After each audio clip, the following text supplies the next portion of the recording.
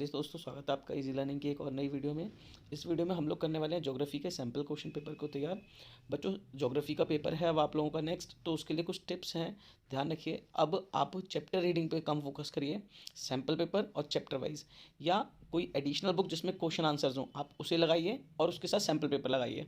Sample paper मैं तैयार करा देता हूँ, आप लोग सिर्फ क्वेश्चन आंसर्स लगाते जाइए। मैं एटलीस्ट 10 सैम्पल पेपर का ट्राई करूँगा, डेली एक सैम्पल पेपर डालूँ। चलिए बिना किसी देरी के शुरू करते हैं अपना सैम्पल पेपर, और ये वो सैम्पल पेपर है जो सीबीएसई ने हमें दिया है। आते हैं इसके सेक्शन ए की तरफ। सेक्शन ए कह रहा है हमसे कि पहला है MCQ base question, which two cities are connected by channel tunnel. Channel tunnel ने किसको जोड़ा? Channel tunnel London to Paris के लिए है, तो इसका आंसर होगा London to Paris. Next question है, इनमें से कौन सा करेक्टली मैच्ड है?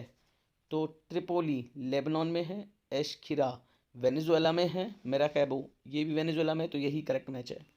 ठीक है, ये यमन में है एडन, तो हमारा आंसर हो गया सी। नेक्स्ट क्वेश्चन होगा हमारा, इनमें से कौन सा इंटरप्रेट करता है उस स्पॉन्टेनियस एफर्ट को जिससे पॉपुलेशन और रिसोर्सेज के बीच में बेटर बैलेंस आता है? तो स्पॉन्टेनियस यानी तुरंत होना चाहिए, तुरंत असर डालता है माइग्रेशन।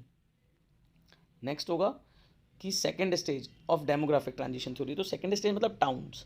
टाउन्स में क्या होता है? पॉपुलेशन तेजी से बढ़ती है ना, तो क्या होता है? बर्थ रेट ज़्यादा है, डेथ रेट कम है, तो decline in mortality but fertility remains high. Next, new Mangalore port से मेजर एक्सपोर्ट क्या किया जाता है?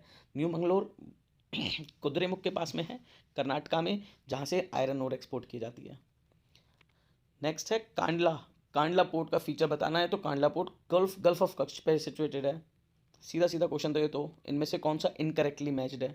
ठीक है, इनकरेक्टली देखते हैं। तेलंगाना सिंगरेनी बिल्कुल सही है। महाराष्ट्र में कोरबा, कोरबा नहीं है महाराष्ट्र में रत्नागिरी है, तो गलत हो गया। कल्चर सही है उड़ीसा। वेस्ट बंगाल रानीगंज सही है बिल्कुल, तो बी आंसर हो गया। नेक्स्ट क्वेश्चन 8 कह रहा है कि हम अगर वेस्ट से ईस्ट की तरफ जाएं, तो बेटा ये क्वेश्चन मुझे नहीं आता कि अगर हम वेस्ट से ईस्ट की तरफ जाएं, तो मुझे नहीं आता, तो फिर भी हमें एक क्वेश्चन अटैम्प्ट करना है, कैसे करेंगे? ऑप्शंस की तरफ जाते हैं।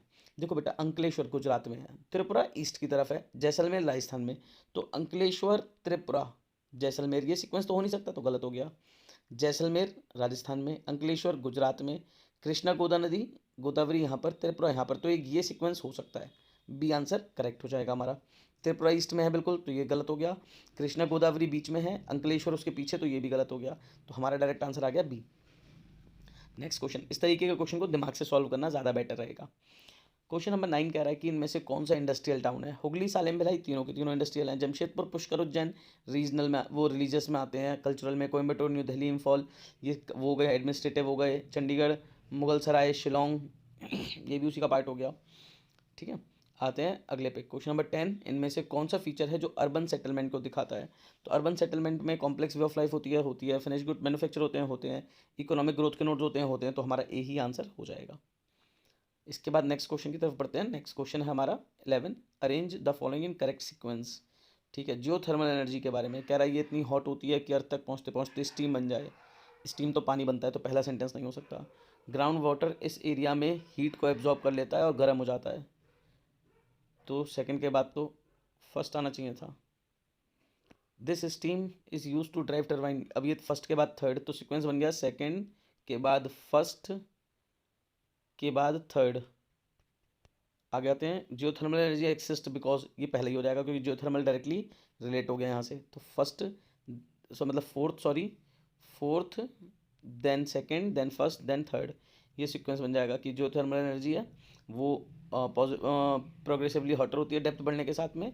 उसके बाद ग्राउंड वाटर जो उसके कांटेक्ट में आता है गर्म हो जाता है, इतना गर्म होता है कि सरफेस पे पहुंच के स्टीम में बदल जाता है, और इस स्टीम से टरबाइन लगाकर बिजली बनाई जाती है। तो शुरुआत होगी 4 से, ए आंसर हो जाएगा 4213। Next question, consider the following statement, correct choose the correct answer. WTO को क्रिटिसाइज किया जा रहा है, बिल्कुल किया जा रहा है। अपोज किया जा रहा है क्योंकि फ्री ट्रेड और इकोनॉमिक ग्लोबलाइजेशन के इफेक्ट की वजह से, बिल्कुल सही है। क्यों? क्योंकि फ्री ट्रेड का मतलब इससे ऑर्डिनरी लोगों की ज़िंदगी प्रॉस्परस नहीं होती, बिल्कुल सही। तो असर्शन भी सही, रीज़न भी सही, और सही एक्सप्लेनेशन है।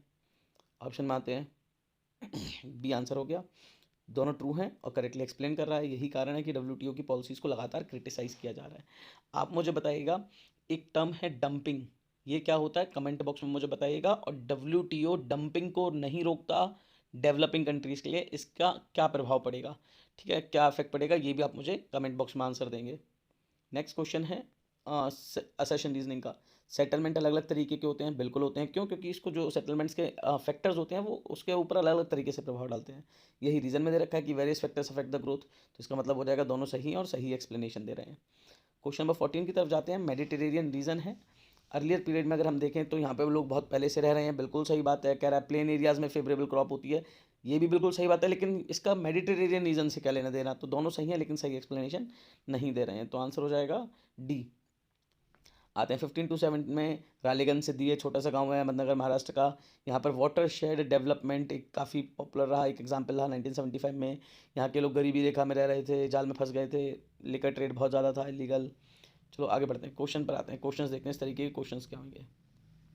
चलिए, क्वेश्चन कह रहा है कि यहाँ पर कंजर्वेशन, वाटर कंजर्वेशन किया गया, किस चीज़ ने प्रॉस्पेरिटी लाई? अभी अभी पढ़ा था वाटर शेड डेवलपमेंट ने। इसके बाद इंक्रीज डेमोक्रेटिक पार्टिसिपेशन, किस चीज़ ने वहाँ पर लोगों का डेमोक्रेसी का मतलब होता है इलेक्शन से, तो कंस्ट्रक्शन ऑफ स्कूल से कोई लेना देना नहीं, शराब के प्रोहिबिशन से कोई लेना देना नहीं, आंसर हो गया local body elections.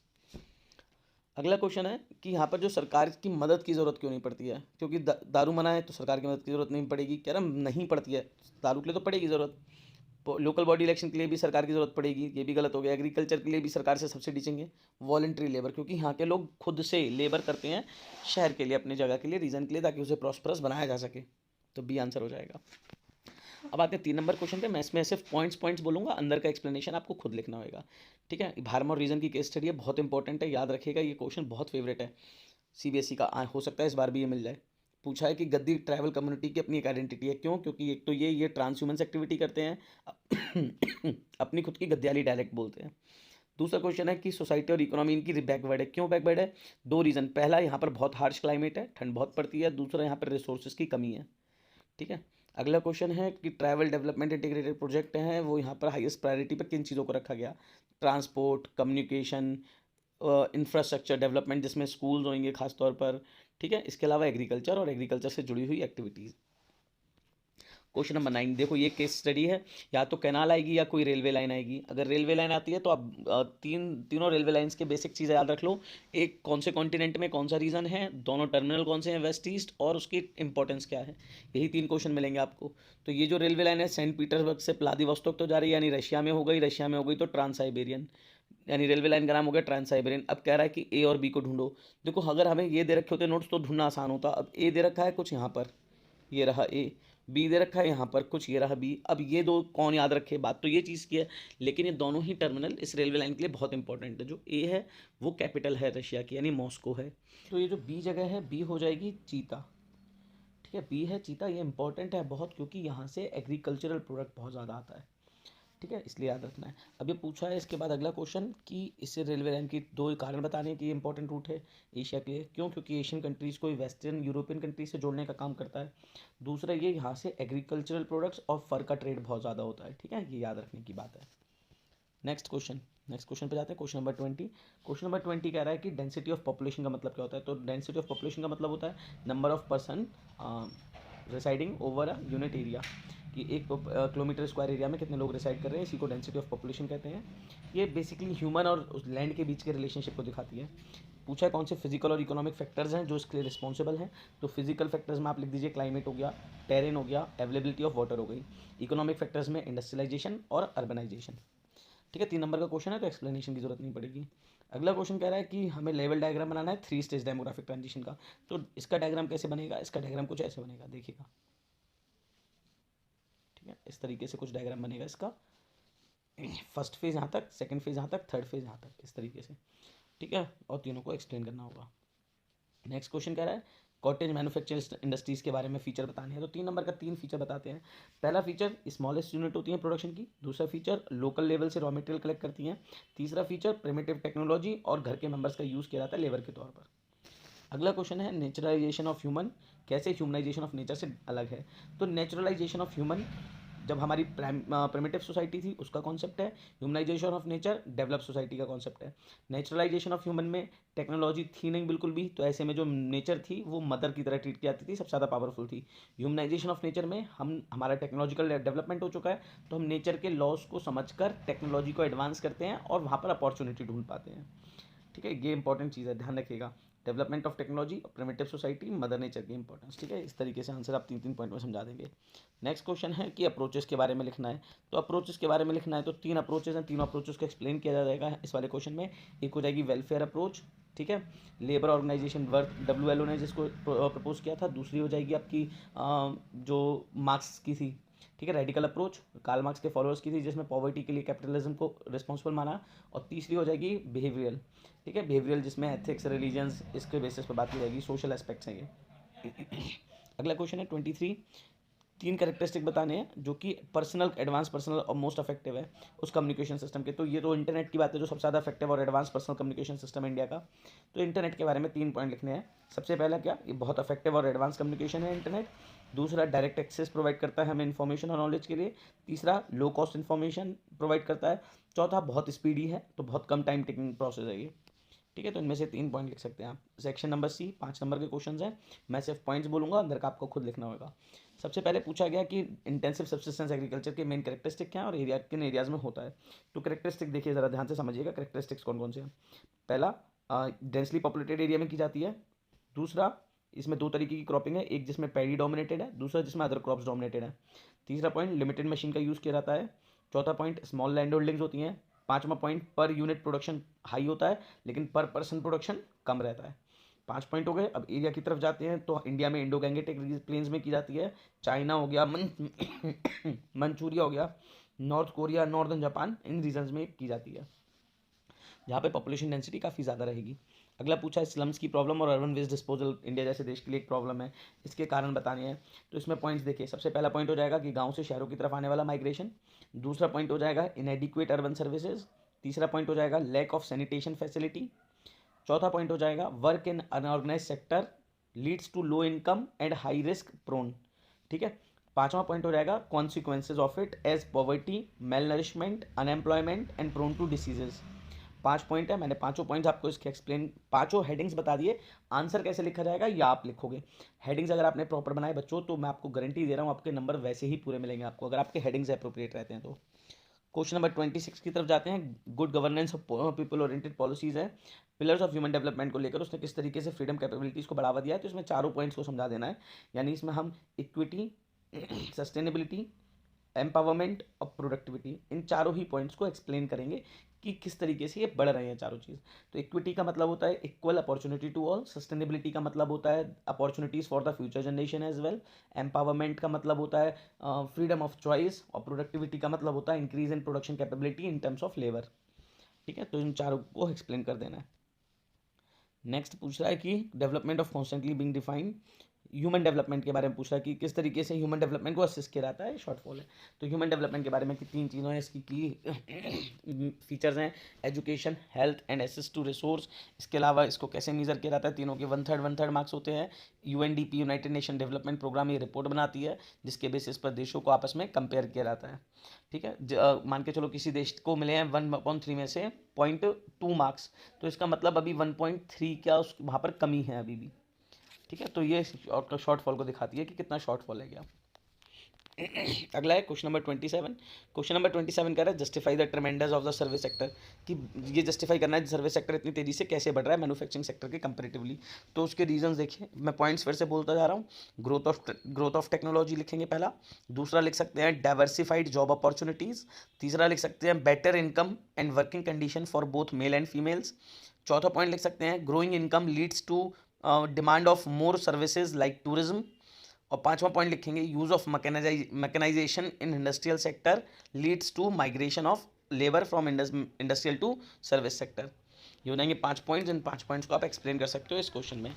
Question number 28 की तरफ जाते हैं बच्चों। देखिए यही पॉइंट्स नहीं, आप इसके अलावा भी पॉइंट्स लिख सकते हो। Question number 28, analyse any 5 problems face by Indian farmers. तो मैं फिर से 5 प्रॉब्लम बता रहा हूँ। एक, dependency of monsoon, small land holdings, lack of technology, improper availability of credit, low productivity, lack of commercialisation, under employment. इतनी सारी प्रॉब्लम्स हैं, आप इनमें से कोई भी आप वो लिख सकते हैं। इम्प्रॉपर लैंड रिफॉर्म्स, ठीक है, या एक्सप्लॉयटेटिव नेचर ऑफ वो लैंड ओनर्स टू टेनेंट्स। तो इस तरीके से बहुत सारे पॉइंट्स हैं जिनको आप इसमें समझा सकते हो। अब आते हैं मैप की तरफ। मैप पे आते हैं तो मैप में देखिए हमसे एक शिपिंग कैनाल है वो पूछी गई है। चलो मैं क्वेश्चंस ध्यान से रखता हूँ कि क्वेश्चन में याद है मेरे को मोस्ट प्रोबेबली, या ये ट्राई करते हैं कि आंसर लिखने का। देखो ए हमसे कैनाल है तो ये पनामा कैनाल होगी, ठीक है। बी हमसे पूछा है जर्मनी का एक सबसे बिजिएस्ट एयरपोर्ट कौन सा है, तो ये फ्रैंकफर्ट होगा। सी हमसे पूछा है एक हमारा एशियन साउथ ईस्ट एशियन यहाँ पर पोर्ट कौन सा है, तो ये पोर्ट इंटरनेशनल पोर्ट है, ये हो जाएगा आपका हांगकांग। डी डी में एरिया पूछा है कि ये ऑस्ट्रेलिया में एक एरिया है जहाँ पर एक्सटेंसिव ग्रेन कल्टीवेशन होता है, तो ये ग्रासलैंड है और यहाँ के ग्रासलैंड को डाउन्स बोलते हैं। ई ये पूछा है यहाँ पर एनिमल रियरिंग के बारे में, तो अफ्रीका में एनिमल रियरिंग होती है सहारा रीजन में। जी हमसे पूछा है एक पोर्ट के बारे में, ईस्टर्न पोर्ट ऑफ ऑस्ट्रेलिया, तो ये हो जाएगा सिडनी, ठीक है। इसके बाद इंडिया में आते हैं, इंडिया के मैप्स पे देखेंगे। तो इंडिया के मैप्स में अगर हमसे पूछा जा रहा है तो northern most sea port on western coast, northern most में कांडला आ जाएगा। Oldest copper mine in Rajasthan Khetri हो जाएगा। अच्छा तो सॉरी ये वो है, यहाँ पर आते हैं northern most in west on western coast, answer same रहेंगे। इसका आंसर हो जाएगा Kandla. Copper mine in Rajasthan हो जाएगा हमारा Khetri. Market based oil refinery हो जाएगा Barauni. State with lowest population density हो जाएगा Arunachal Pradesh. Largest coffee producing state हो जाएगा Karnataka. And international airport of Kerala Trivandrum. A state with highest level of urbanisation, शहरीकरण सबसे ज़्यादा है, गोवा। तो बच्चों ये हो गया हमारा पूरा सैम्पल पेपर कंप्लीट। होप आप लोगों को टाइमली समझ में आया होगा आंसर कैसे लिखने हैं। अगर आपको अच्छा लगा वीडियो को लाइक कीजिए, अपने दोस्तों के साथ शेयर ज़रूर कीजिएगा। मिलते हैं आपसे नेक्स्ट सैम्पल पेपर में अगली क्लास में।